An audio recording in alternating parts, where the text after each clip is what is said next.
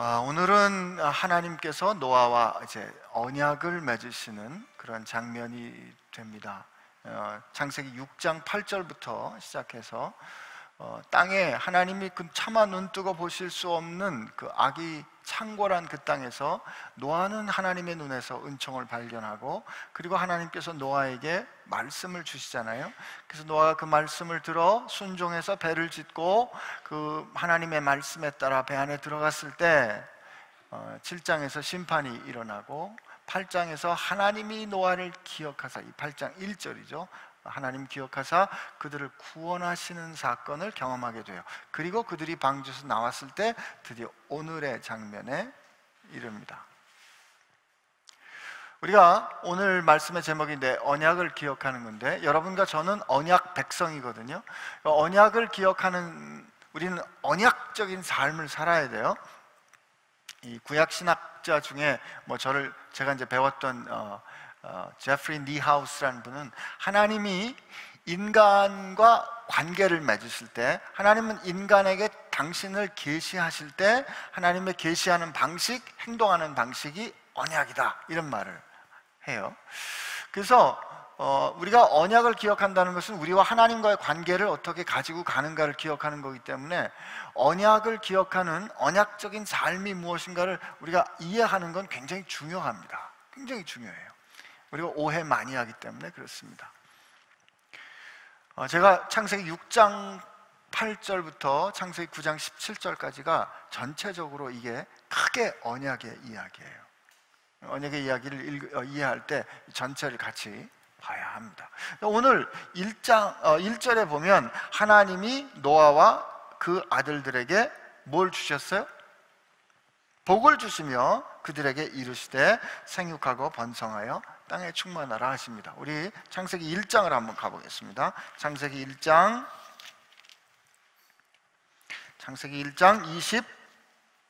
26절, 창세기 1장 26절부터 28절까지 한번 같이 읽습니다. 시작.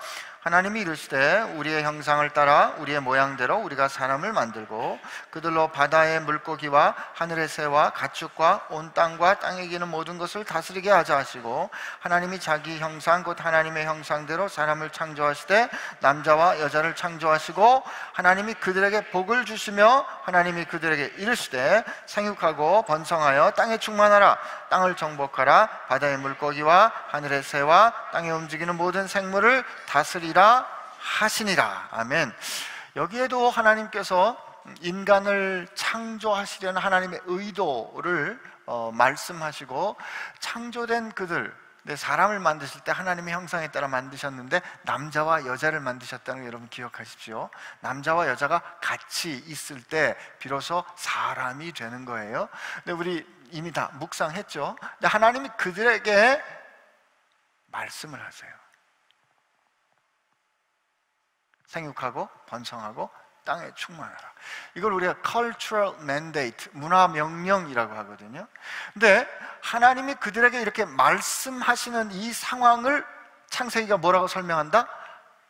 하나님이 그들에게 복을 주셨다. 그래요. 오늘도 이 아담에게 허락해 주셨던 그 복과 언약, 아담에게 주셨던 그 언약적인 상황이 중간에 홍수 심판으로 한번 정리가 되고, 노아를 통해서 하나님께서 이제 그 구원을 계속 이뤄갈 사람을 만드시는데, 하나님이 노아에게, 그 구원을 받은 노아에게, 하나님으로부터 보호를 받은 노아에게 하나님이 말씀을 하시는데, 하나님 말씀하시는 그 상황을 뭐라고요? 하나님이 노아에게, 노아와 함께 있는 그들에게 뭘 주시며? 복을 주시며.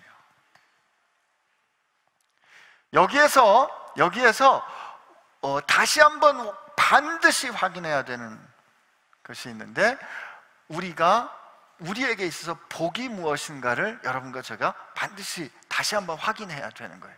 우리는 복이란 우리가 하나님께로 받던 어떤 특별한 것, 우리가 원해서 하나님께로 우리가 원하는 것들을 하나님께서 응답해 주시는 거를 복이라고. 야, 복 받았다. 마치 설날에 할아버지께 세배하면 할아버지께서 크게 주시는 그 복 목돈처럼 하나님의 복을 우리가 생각한다 이 말이죠. 그러니까 복은 언제나 특별해요. 그래서 하나님께 복을 받으면 부럽죠, 그죠? 저 사람은 어떻게 저렇게 복을 받아가지고 저렇게 잘 살고, 저 사람은 어떻게 저렇게 복을 받아서 잘생겼고, 저 사람은 어떻게 복을 받아서 저렇게 좋은 직장에 다니고 라고 생각한, 나는 왜 복이 없을까 하는 이런 생각을 가지고 사는데, 오늘 성경이 가르쳐 주는 건 뭐냐면, 하나님께서 우리가 존재하도록, 사람이 존재하도록 이 모든 만유를 주신 것 자체가 복이란 말이에요. 여러분과 저는 하나님께서 복 주지 않으셨으면 생존할 수가 없었어요. 우리가 숨 쉬는 거 처음부터 끝까지가 하나님의 복입니다.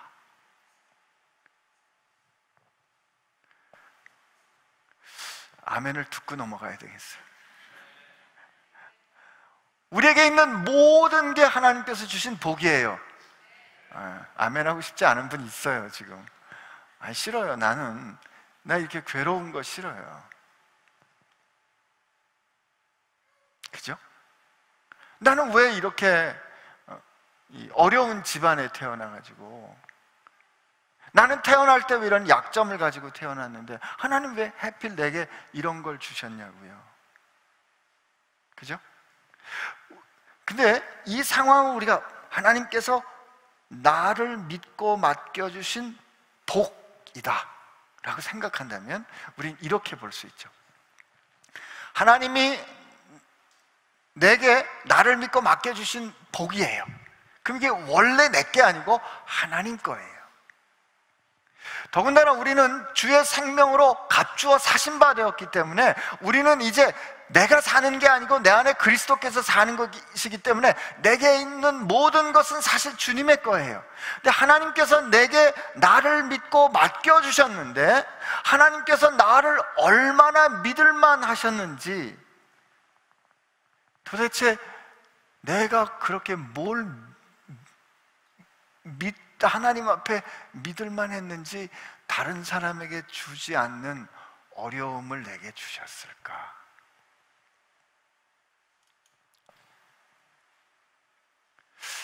쉽지 않은 인정인데, 제가 우즈벡에서 이게 사역을 할 때 저희 병원에 이제 운전을 하시는 하킴이라는 형제가 있었는데, 아기가 있는데, 아기가 아주 연약한 아기인데, 어떻게 아기를 사진을 찍어보니까 머리 안에 큰 물집이 있는 거예요. 근데 우리가 이제 산에 올라가서 같이 영성 수련회를 하는데, 그 말도 잘 못하고 몸을 잘 못 가누는 아이를 그렇게 사랑하고 안타까워하는 그 아버지의 모습을 그 하킴이라는 형제가 보여줬어요. 근데 이제 첫 번째 드는 질문은 그거잖아요. 왜 하나님 저 형제에게는 저렇게 어려움을 주십니까? 근데 하나님께서 그 형제를 믿고 맡겨주실 때 그 형제를 믿었기 때문에 다른 사람에게 주지 않는 어려움을 주신 거로 우리가 인정할 수만 있다면, 그 형제가 그 아들을 그렇게 나아가서 키우는 것은 부끄러움이 아니라 하나님께서 그를 믿고 맡겨주시는 하나님의 마음으로 우리가 볼 수 있는 거 아니겠어요? 여러분, 하나님께서 우리에게 주신 거는, 하나님께서 내게 허락하신 거는 하나님이 나를 믿고 맡겨주신 하나님께로부터 온 거기 때문에 이걸 우리가 복이라고 인정할 수만 있다면, 우리가 같은 상황이라도 다르게 볼 수 있는 출발이 될 수 있는 거예요. 그렇다면 하나님 내가 다른 사람에게는 없는데 왜 제게 이런 어려움을 주세요? 하나님 저는 제가 볼 때 저는 그런 대단한 사람이 아닌데 아버지 어떻게 제가 그렇게 믿을만 하셨어요? 그렇다면 저 이거 감당할 수 있는 능력을 주세요. 이렇게 우리가 하나님 앞에 기도해 볼 수 있겠죠. 그리고 하나님께서 내게 주신 것이 하나님이 나를 믿고 맡겨주신 하나님의 복이라면, 여러분, 내게 많다고 내가 자랑할 것도 아니고요, 내게 적다고 내게 부끄러워할 것도 아니에요. 다른 사람에게 없는 게 내게 있다고 내가 으쓱될 것도 아니고요, 다른 사람에게 없는 어려움이 있다고 내가 절망할 것도 아니라고요. 왜? 그 모든 게 다 하나님이 나를 믿고 맡겨주신 하나님의 거잖아요.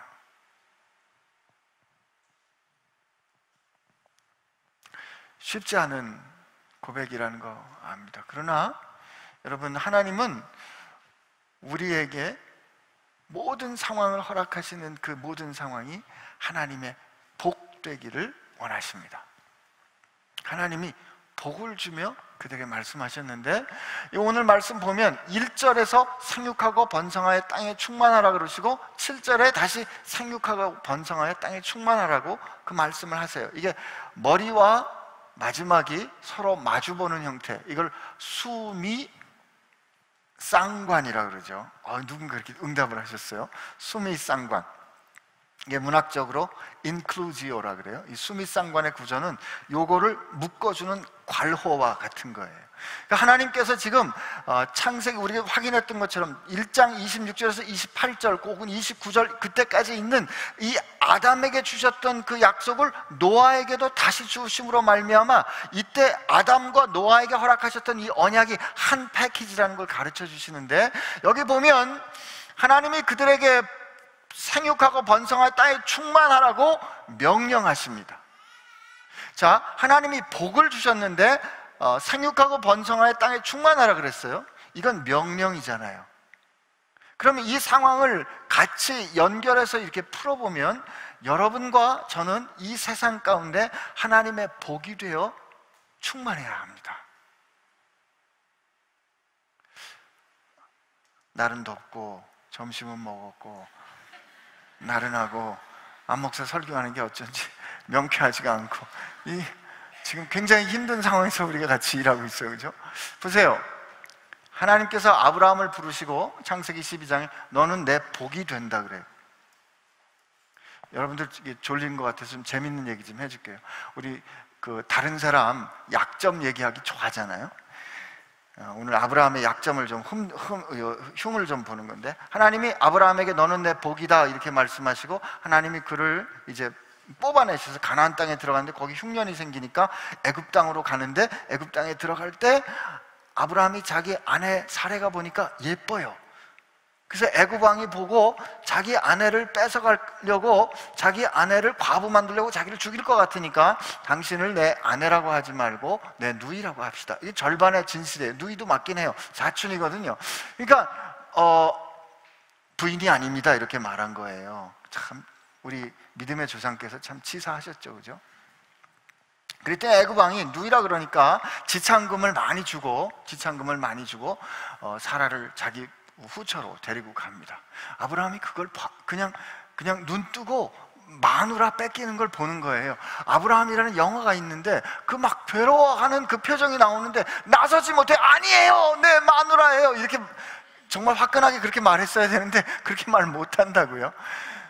그랬는데 하나님께서 개입을 하세요. 하나님께서 애굽 그 왕의 집안을 굉장히 괴롭게 하십니다. 그리고 이제 가르쳐 주죠. 이 사람이, 이 사레가 저 아브라함의 부인이다. 그때 애굽 왕이 불러요. 너 부인이면 말이야 부인이라고 말할 것이지 왜 누이라 그래서 나를 이렇게 괴롭게 하느냐. 근데 여러분 여기서 우리가 정직하게 질문해야 됩니다. 이런 일이 아브라함이 하나님께서 부르신 초기에 있었는데 한 번이면 실수라고 치는데 아브라함 말년에 또 한 번 그래요. 두 번이거든요. 근데 두 번이나 그랬던 거를 성경 그대로 보여주는 거는 강조하는 거죠. 믿음의 조상은 특별해서 믿음의 조상이 되는 게 아니다.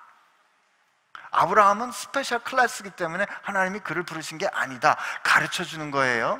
그도 평범한 사람이고 마누라를 두 번이나 팔아먹었는데 그러나 하나님은 그를 믿음의 조상으로 쓰셨다. 아멘이시죠? 여기서 정신 번쩍 차려야 돼요. 그런데 우리가 여기서 정직하게 질문해야 되는데 애굽 왕과 아비멜렉이라는 왕이 고생을 해요. 하나님께서 그들을 막 괴롭히신다고요. 여러분 하나님이 윤리적으로 판단하신다 그러면 누구를 혼내셨어야 돼요? 거짓말은 누가 했어요? 아브라함이 했잖아요. 거짓말은 누가 했다? 아브라함이 했는데 거짓말한 아브라함을 때려주셔야 되는데 하나님은 아브라함이 자기 살자고 거짓말한 것 때문에 애굽 왕과 아비멜렉을 때린다고요? 공평하신 하나님이 아니잖아요. 그런데 왜 이 말씀을 우리에게 증언해 줄까? 저도 이 말씀 가지고 오랫동안 씨름했는데 깨달은 게 있어요. 하나님께서 이거는 윤리적인 티칭이 아니에요. 윤리적인 티칭이라면 아브라함이 혼나는 게 맞아요. 그런데 하나님이 너는 내 복이야. 너를 복주는 사람 내가 복줄 것이고 너를 저주하는 사람은 내가 저주할 거야. 이 말은 네가 어떻게 사는지에 따라서 세상이 달라져. 여러분, 아브라함이 하나님의 복답게 사는 것은 이거 내 아내입니다. 이 사람 내 아내입니다. 요즘은 우리 같으면 이분 제 부인이십니다. 이렇게 인정해야 되는 거예요. 이게 하나님의 복답게 사는 삶의 태도인데 하나님의 복이 하나님의 복답게 살지 못하니까 애굽 왕과 아비멜렉이라는 세상이 아파하는 거예요. 여러분과 제가 세상 가운데 살아가는 동안에 하나님은 우리를 복 주시면서 우리에게 너는 내 복이라고 말씀하시면서 너는 생육하고 번성하고 땅에 충만해야 돼 라고 우리에게 명령하셨어요. 여러분, 이건 선택 상황이 아니라고요. 내가 복 받아서 하나님 앞에 축복받으면 괜찮고 아니면 살다가 천국 가면 되겠지가 아니에요. 여러분과 저는 오늘같이 이 뜨거운 날에, 오늘같이 이 숨이 턱턱 막히는 날에 누군가 우리를 만나면 시원한 사람, 이게 우리라고요. 상황이 답답하고 어렵다가도 그냥 눈을 돌려서 우리만 바라봐도 시원한 사람, 이게 우리가 살아야 될 인생이에요. 이게 하나님께서 복을 주시면서 너는 생육하고 번성하고 땅에 충만해야 돼 라고 주시는 말씀이라고요. 여러분과 제가 이 세상에 흩어져서 하나님의 복으로 심겨지고 거기서 생육하고 번성하고 땅에 충만해야 돼요. 이거는 명령입니다. 이제까지 우리가 그런 태도로 인생을 바라보지 않았다면 하나님 앞에 회개해야 됩니다. 우리 하나님 말씀 잘 안 들은 거예요. 근데 하나님께서 그렇게 생육하고 번성하고 땅에 충만하라 그러시는 그 가운데 주셨던 그 몇 가지 내용이, 첫째 2절에 보면 땅에 기는 모든 짐승과 공중의 모든 새와 땅에 기는 모든 것과 바다의 모든 물고기가 너를 두려워하며 너를 무서워하리니 이것들은 너희 손에 붙였습니다. 이게 창세기 1장에 보면 하나님께서 그들을 다스릴 권세를 주셨어요. 근데 아담과 이 하나님께서 하나님의 대리자로, 하나님의 형상을 가진 하나님의 대리자로 땅을 다스릴 때, 모든 만유를 다스릴 때 그가 다스릴 수 있는 권세는 그가 하나님께 자신의 권위의 근거인 하나님께 순종했을 때 그에게 땅을 다스릴 수 있는 권세가 주어지는 것이고, 그가 그렇게 하나님께 순종할 때 만물이 아담에게 순종하는 거라고요. 근데 아담이 선악과를 따먹음으로 하나님께 불순종하니까 만물도 아담에게 불순종하는 거예요. 오늘 하나님께서 노아에게 이 모든 만유가 너를 두려워할 것이다 라는 말씀은 하나님께서 이제 아담이 실패했던 것을 노아로 하여금 회복하는, 다시 만유를 다스리는 권세를 주시겠다는 것이죠.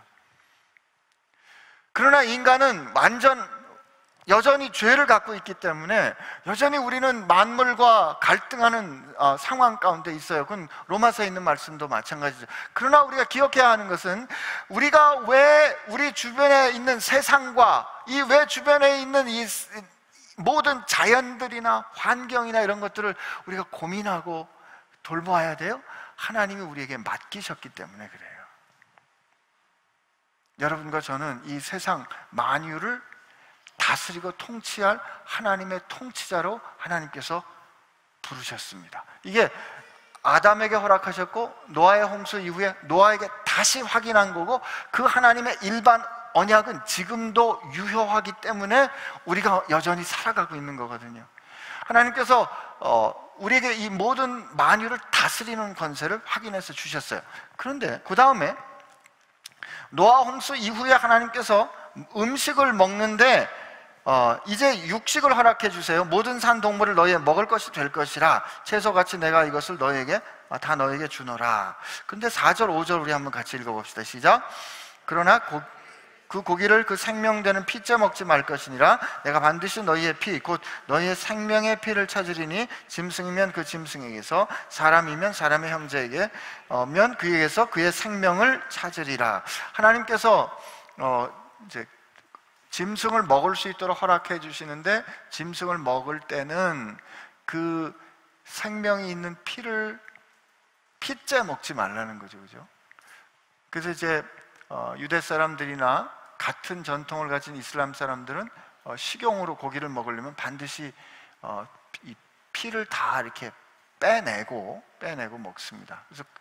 그래서 짐승을 잡을 때 대개 이제 여기 경동맥을 탁 이렇게 이제 뭐라 그러지? 경동맥을 딱 끊어요. 그러면 이제 피가 나잖아요. 그러면 피를 다 흘려내고 그리고 나서 이제 그 고기를 먹습니다. 저도 아프간에서 양을 잡는 걸 한번 봤는데 진짜 양이 그 경동맥을 탁 이렇게 끊는데도 그냥 가만히 있더라고요. 이사야 53장에 있는 그가 도살장에 끌려가는 어린 양처럼 주님께서 고난을 당할 때 아무 말씀 안 하셨다는 게 저런 걸 봤구나라는 게 느껴지기도 했어요. 근데 저는 이 말씀이 어떻게 묵상이 되는가 하면은, 음식을 먹을 때 이제 피째 먹는다는 거는 급하게 거칠게 대하는 거예요. 우리가 필요에 따라서 고기를 먹을 수 있지만 그 고기에서, 그 짐승에서 피를 다 흘려낼 때까지 어떤 생각을 하라 그럴까? 우리를 위해서 생명을 준 이 짐승이라는 생각 말이에요. 그러니까 우리가 음식을 먹을 때도 거칠고 내 욕심에 따라서 내가 원하는 대로 거칠게 대하는 것이 아니라 필요에 따라서 필요한 만큼만 먹도록 하시는 하나님의 뜻이 있는 게 아닐까, 이런 생각을 좀 하게 돼요. 물론 이 피에 대한 것은 레위기의 정의에 의하면 피에 생명이 있다는 것은 하나님께서 그렇게 여기신 부분이기도 합니다. 근데 그 짐승뿐만 아니라 살아 숨쉬는 것뿐만 아니라 사람에게도 하나님께서 그렇게 말씀하시는데, 그러니까 사람의 생명을 취한 자는 반드시 이 생명으로 갚도록 하시는데, 이게 이제 뭐 고대 이에는 이에, 눈에는 눈, 이렇게 대하는 법 같지만 이 이유를 하나님이 설명해 주시는 게 6절이에요. 왜냐면 다른 사람의 피를 흘리면 그 사람의 피도 흘릴 것이니 이는 하나님이 자기 형상대로 사람을 지으셨기 때문이다. 그래서 사람을 해하는 것은 그 사람을 해하는 것이지만 그 사람이 담지하고 있는 하나님께로 범죄한 것이다 라고 하나님께서 보신다는 뜻입니다. 여러분, 이거는 오늘 우리에게도 굉장히 중요한 가르침을 줘요. 우리가 왜 귀한가? 사람이 왜 중요한가? 사람이 왜 존귀한가는 하나님의 형상대로 지으심을 받았기 때문에 그래요. 동시에 신약시대 새로운 언약을 살아가는 우리는 우리가 왜 중요한가? 왜 존귀한가? 왜 천하보다 한 사람의 생명이 더 귀한가? 하나님과 동등하신 주께서 우리를 구원하시려고 당신의 생명을 주셨기 때문에 그래요. 그러므로 우리 인생을 살아가는 동안에 우리 참 신문이나 미디어를 보면 안타까운 소식들 많이 나오잖아요. 사람을 참혹하게 혹은 잔인하게 여러 가지 형태로 다른 사람을 그렇게 학대하거나 혹은 잔인하게 죽이거나 혹은 성적인 학대를 하거나 하는 그런 일들을 우리 사회 가운데 경험하고 있잖아요. 근데 그런 일들이 일어나는 중요한 이유는 그들을, 다른 사람들을 내 욕망을 채워줄 대상으로 택하기 때문입니다. 그런 일들이 왜 교회 가운데서도 일어날까? 우리 눈이 가리워서 하나님의 형상대로 지으심을 받은 존귀한 존재라는 걸 보지 못하기 때문이에요.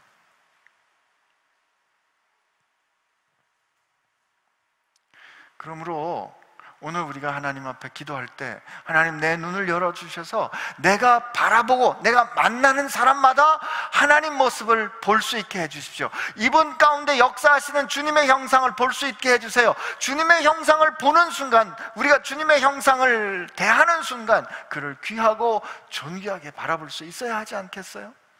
그런 뜻에서 옆에 분 좀 바라보세요.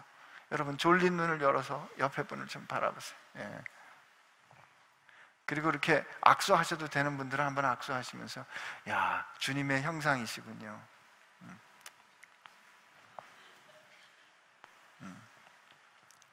제가 그냥 괜히 여러분들 좋으라고 인사하는 거 아닙니다. 로마서 8장에 보면 하나님께서 우리로 그 아들의 형상에 본받도록 정하셨어요. 우리의 데스티니, 우리의 운명은 하나님께서 결정하신 우리의 마지막은 하나님의 아들의, 예수님은 보이지 않는 하나님의 형상이에요. 그 보이지 않는 하나님의 형상을 본받도록, 그와 같아지도록 하나님이 결정하셨거든요. 이 하나님이 이렇게 결정하신 이유는 처음에 인간을 만드실 때 하나님의 형상에 따라 예수님, 그죠? 히브리서 말씀이나 골로새서 말씀에 보면 보이지 않는 하나님의 영광의 광채고 그의 형상의 본체인 그분의 모습을 닮아가도록 우리를 지으셨는데, 그 모양과 형상을 우리가 깨뜨리고 일그러뜨렸기 때문에 우리를 회복해 하시는 하나님은 그 하나님께서 원래 의도하신 대로 우리가 하나님의 형상에 따라 변화되도록 하시는 뜻을 세우셨다는 말이죠. 그러므로 하나님의 그 형상을 본받는다는 것은 우리 모습이 아니라 여러분과 제가 살아가는 삶의 모든 것 가운데서 하나님의 영광이 드러나게 되는 겁니다. 근데 보세요, 지금 하나님께서 생육하고 번성하고 땅에 충만하라고 하셨는데 그 땅에 충만하는 그 하나님께서 주신 그 안의 내용이 만물을 다스리는 권세와 책임을 주시고, 그리고 서로를 내 욕심에 따라서 해하지 않는 질서를 주셨어요. 여러분, 우리가 살아가는 동안에 저 사람이 나를 해치지 않을 거다, 저 사람이 나를 위해하지 않을 거다, 저 사람이 나를 나쁘게 하지 않을 거다라는 믿음이 있다면 우리가 얼마나 안심할 수 있겠어요? 우리 살아갈 때마다 하루에 몇십 번씩 찍히는 CCTV가 필요하지 않겠죠? 그죠? 저 사람은 나를 위해하지 않을 거야. 왜? 내게 하나님의 형상을 발견할 거니까. 하나님께서 우리에게 주신 이 간단한 명령 같지만 우리가 하나님께 복을 받아 생육하고 번성하고 땅에 충만하기 위해서 하나님께서 우리에게 허락하여 주신 아주 분명한 안전장치, 우리를 자유롭게 해줄 수 있는 질서, 이걸 하나님께서 우리에게 주셨단 말이에요. 이 질서를 누리는 거, 이게 언약적인 삶이에요. 첫째, 우리가 하나님의 언약을 기억하는 언약적인 삶의 첫째는 하나님께서 내게 허락하신 모든 게 복이다. 한번 따라 합시다. 하나님께서 내게 허락하신 모든 것이 복이다. 내 마음에 들든 내 마음에 들지 않든. 그죠? 두 번째, 우리가 복되어 살아가는 것은 책임이다. 시작. 우리가 복되어 살아가는 것은 책임이다. 그리고 하나님은 그 복되어 살아가는 우리가 살 수 있는 언약의 질서를 우리 삶 가운데 허락해 주셨어요. 근데 이 언약의 질서를 우리 가운데 허락해 주신 그 질서를 우리가 인정하고 그 가운데 살아가면 여러분과 제 삶이 자유로운 거예요. 걱정할 필요가 없는 거예요. 그런데 우리 솔직히 말해볼까요? 하나님의 말씀대로 사는 게 버겁죠. 그죠? 하나님의 말씀대로 사는 게 왠지 모르게 자유롭지가 않아. 그냥 하나님이 내 인생 간섭 안 했으면 좋겠어. 그냥 하고 싶은 대로 하고, 그냥 하고 먹고 싶은 대로 먹고. 저도 먹고 싶은 대로 좀 먹었으면 좋겠어요. 먹고 싶은 대로 먹고 하고 싶은 대로 하고 내 마음대로 살다가 마지막에 주님 앞에 섰을 때 그냥 용서해 주시고 천국 가게 해주셨으면 딱 좋겠잖아요. 그죠?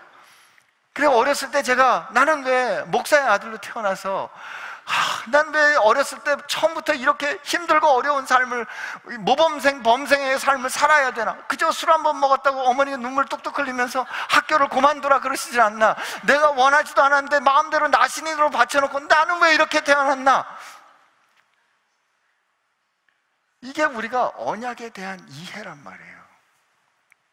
하나님의 언약이라고 생각하면, 하나님의 말씀이라고 생각하면 그냥 자유롭지 않은 거예요. 나를 꽉 붙잡아 놓고 하나님이 마치 그냥 내 뒤에 졸졸 짜든 너 그렇게 하면 너 가만 안 놔둬, 너 요놈 하고 이러실 것 같단 말이에요.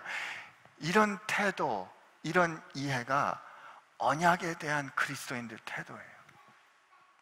그러니까 이 언약에 대한 그리스도인들의 태도가 이러니까 그냥 이 세상 살아가는 동안에 우리가 그냥 어떻게 그냥저냥 살다가 죽기 전에 확실히 회개하고 용서받고 천국 가는 것처럼 믿음을 생각하는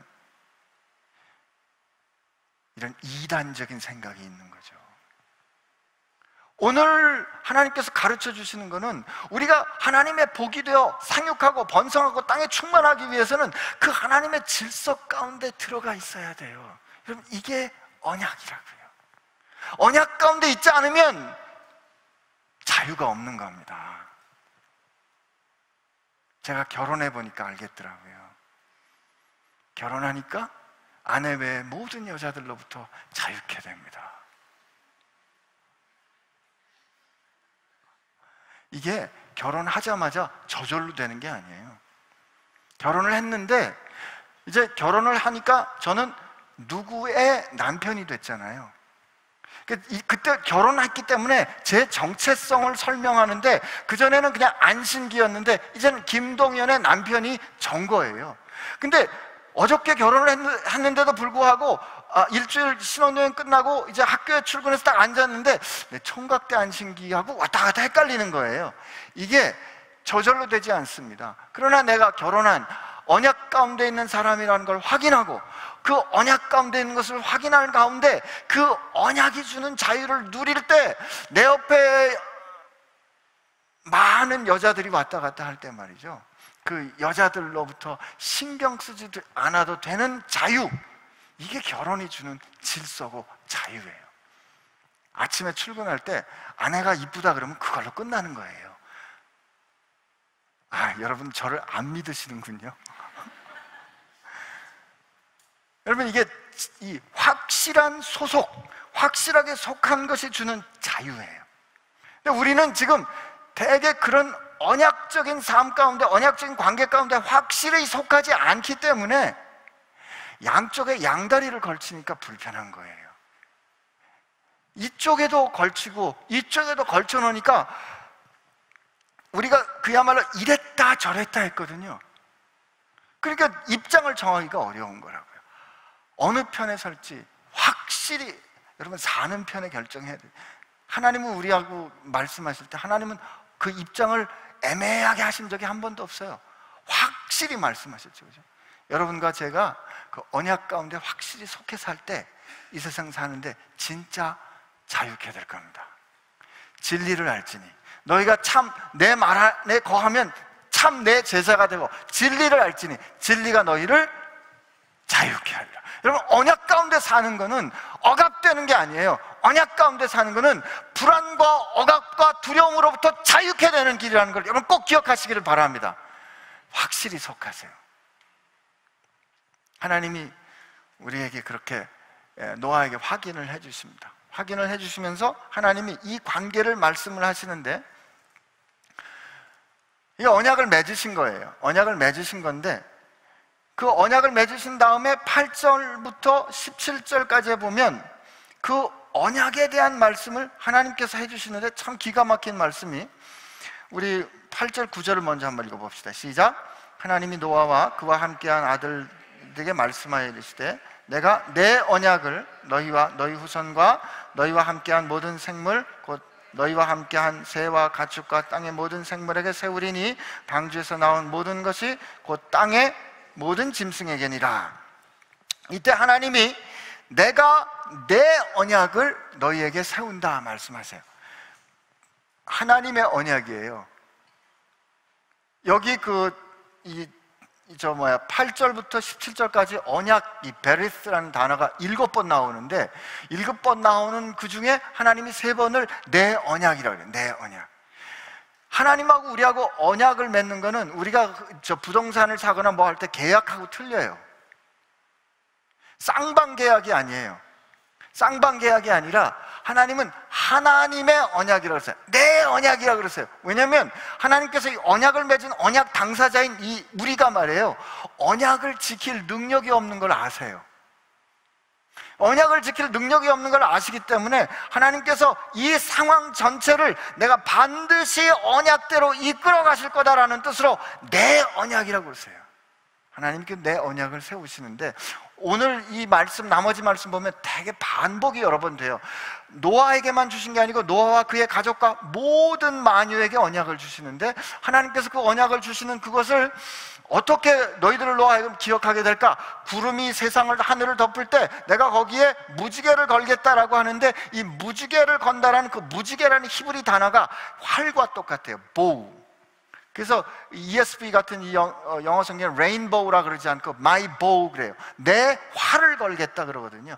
고대 근동지방에서 싸움이 일어나면 왕이 그 싸움에서 승리하면 자기의 무기인 활을 걸어둬요. 이 활을 걸어둔다는 뜻은 전쟁이 끝났다, 평화가 왔다 라는 뜻이에요. 이 같은 단어, 무지개를 뜻하는 단어지만 이게 동시에 활을 뜻하는 단어인데, 하나님께서 그 활을 하늘에 걸어뒀다는 뜻은 이제 물로 다시 심판하지 않을 거야 라는 증거를 그에게, 우리에게 보여주시는 거예요. 그리고 말씀하시고 이게 언약의 증거야 라고 말씀하십니다. 자, 근데 오늘 우리가 이 언약적인 삶을 살아야 되잖아요. 근데 언약적인 삶을 살아야 되는데, 창세기 6장 8절부터 오늘 9장 17절까지 전체를 보면서 우리가 한번 확인해야 될 부분이 있어요. 자, 하나님께서 노아에게 말씀을 주시고 노아로 하여금 방주를 짓도록 해요. 방주를 짓도록 하고 노아를 방주 안에 들어가게 하신 다음에 비가 오죠, 그죠? 40주에 그러니까 엄청난 비가 오고 난 다음에 1년 동안 노아가 그 방주 가운데 있다가 노아와 그 방주 안에 있는 모든 동물들과 가족들을 다 구원하시고 난 다음에, 구원해서 그들을 세상으로 보내고 그 후에 그와 언약을 맺으시잖아요. 그죠? 이스라엘 백성을 한번 생각해 보면, 이스라엘 백성이 요셉을 모르는 바로 밑에서 신음하다가 그들이 애굽 땅에 종되었던 그들의 신음소리를 들으시고 하나님이 모세를 택하여 부르시고 그들을 바로의 손에서 구원해내시고 그들을 독수리 날개 없는 것 같이 그들을 업어 시내 산에서 언약하시죠. 여러분과 제가 아직 하나님의 원수 되었을 때 하나님은 우리를 사랑하사 자기의 아들을 주시오, 우리를 대신하는 화목제물로 주시고 우리로 하나님의 언약 백성이 되게 하세요. 여러분, 하나님이 우리를 언약하실 때는, 하나님께서 우리와 언약을 맺으실 때는 우리를 구원하시는 하나님의 구원 사건, 우리를 구원하시는 하나님의 구원 행동, 하나님의 개입이 먼저 일어나는 거예요. 하나님은 노아를 구원하시고 노아를 살려내시고 살려낸 그와 함께 그에게 노아야, 내가 너를 살려낸 그 하나님이야. 그리고 내가 너를 끝까지 지켜주는 내 언약 가운데 너를 붙잡을 거야. 이게 하나님의 언약이라고요.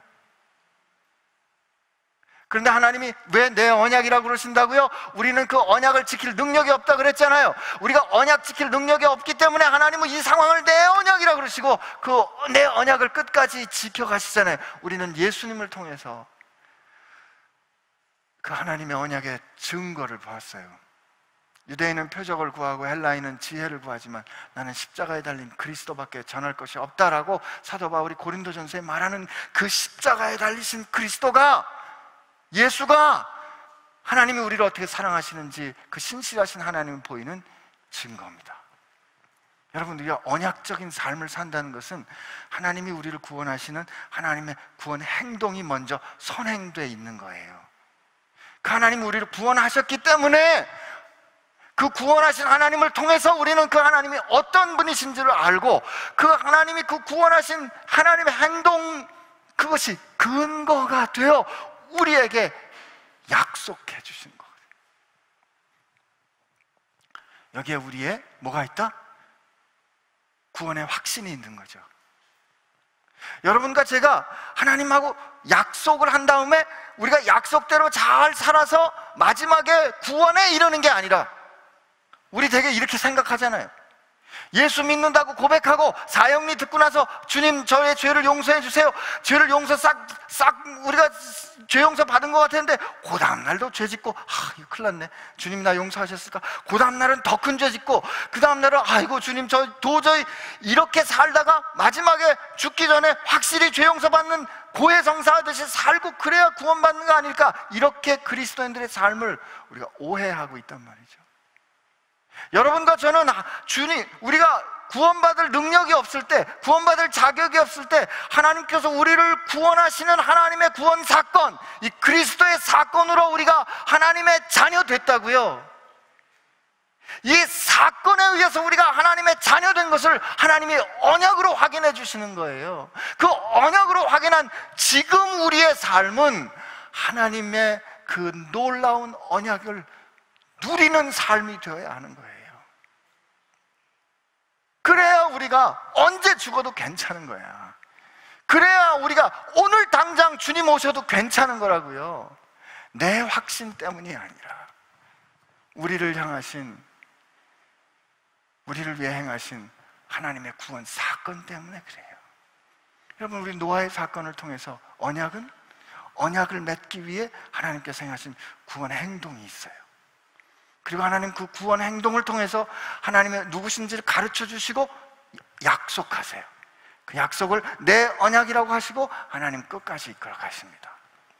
오늘 우리의 삶에도 주님께서 우리를 위한 구원의 행동을 하시고, 그리고 새 언약을 주시고 그 언약을 하나님께서 끝까지 이끌어 가실 겁니다. 이 언약을 기억하라는 거예요. 아멘? 여러분, 그렇기 때문에 여러분과 저는 언약의 삶을 사는 게 이게 보통 영광스러운 게 아니에요. 하나님은 이 언약을 우리에게 주시면서 말씀하셨죠. 얘들아, 세상을 니네가 책임져야 돼. 세상을 너희들이 책임져야 돼 라고 말씀하시는 거라고. 왜? 너희들이 내 복이니까. 이 말씀하신 하나님의 언약, 그 언약을 기억하는 여러분과 저 되기를 축복합니다. 우리 같이 찬양하고 하는데, 이 찬양은 신실하신 하나님을 찬양하는 거예요. 여러분, 우리가 하나님을 찬양하는데 하나님께서 우리에게 이제 언약, 그 약속을 주신 거잖아요. 자, 이제 예배 마칠 거니까 정신 차리시고. 약속을 우리 받았잖아요, 그죠? 근데 약속을 받을 때 우리는 되게 착각하는 게 뭐냐면, 그 약속의 내용이 내 마음에 드는 거를 원해요. 이게 정말 내가 바라던 그거야 라고 약속의 내용이 내 마음에 싹 들기를 원해요. 그래서 사단이 우리에게 사기를 치는 거예요. 우리 마음의 욕심과 욕망을 알아서 우리가 원하는 걸 싹 갖다 주면서 너 이렇게 살면 돼. 여러분, 약속은, 어떤 약속이 영원한 약속이 되는가 하면 약속을 주시는 분이 신실해야 됩니다. 우리는 약속을 주는 사람이 거짓말쟁이인지도 모르고 그 약속이 달콤하니까 그냥 그걸 덥석 물잖아요. 그래서 인생 사기 당하는 거 아니에요. 여러분, 약속하시는 분이 신실해야 돼요. 하나님의 신실하심은 예수 그리스도를 통하여 우리에게 보여주셨잖아요. 그는 생명을 주어 우리를 사랑하신 분이에요. 그러므로 그분이 우리에게 주신 약속은 믿을 수 있다고요. 그래서 오늘 우리가 이 찬양할 겁니다. 언약을 기억하는 삶에서 하나님 한 번도 나를 실망시킨 적 없으시고 언제나 우리를 그 신실하신 언약의 삶으로 인도해 주시는 이 하나님을 믿고 찬양하게 되기를 바랍니다.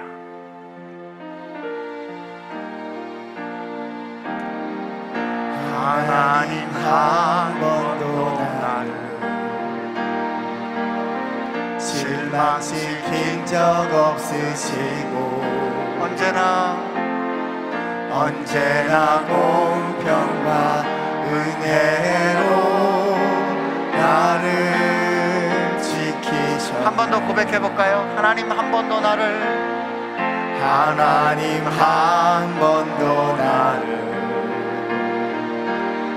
실망시킨 적 없으시고 언제나 공평과 은혜로 나를 지키셨네. 오신실하신 주, 오신실하신 주, 오신실하신 주, 내 너를 떠나지도 않으리라. 내 너를 버리지도 않으리라. 약속하셨던 주님, 그 약속을 지키사 이후로도 영원토록 나를 지키시리라 확신하네. 우리 다 같이 일어나서 오신실하신 주, 오신실하신 주, 오신실하신 주, 내 너를 떠나지도 않으리라. 내 너를 버리지도 않으리라.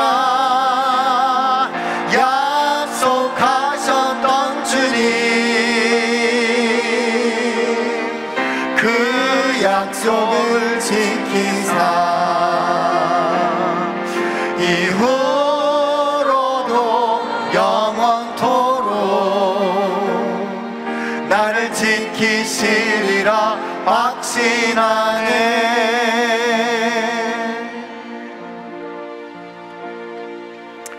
하나님 아버지,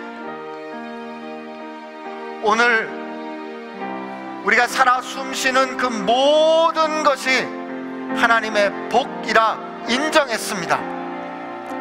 하나님, 그러나 우리 솔직한 심정은 어떤 것은 너무 힘들고 어떤 것은 너무 버겁고 왜 하필 이런 일들이 내게 일어나는가 라는 것이 우리의 솔직한 심정인데, 하나님, 오늘 이런 상황들과 이런 형편을 우리에게 주셨다면 하나님께서 나를 믿고 이 일을 맡겨주신 거구나, 하나님 제가 그렇게 믿어오셨습니까? 라고 하나님 앞에 기도할 수 있는 눈을 허락하여 주시옵시고, 그래서 하나님, 우리가 이 어려운 상황 속에 있을지라도 이것이 하나님의 복이 되어 이 하나님께서 주신 복된 삶으로 생육하고 번성하여 땅에 충만하는 은혜를 누리게 하여 주옵소서. 그것이 누구에게만 허락된 특별한 은혜가 아니라 믿는 우리 모두에게 허락하여 주신, 아니 맡겨주신, 아니 분명히 말씀하신 하나님의 명령이라는 사실을 우리가 인정하고 복되어 살라 하신 하나님의 명령에 순종하는 주의 백성, 언약 백성 되게 하여 주옵소서. 세상 살아가는 동안에 하나님께서 우리에게 주신 그 언약의 징표인 예수님과 십자가와 부활을 바라보는 저희들 되게 하여 주옵시고, 우리가 흔들릴 때마다 우리를 위하여 행하신 그리스도의 놀라운 사건을 기억하며 날마다 그 부활의 능력으로 세상을 향한 하나님의 복되는 사람 되게 하여 주옵소서.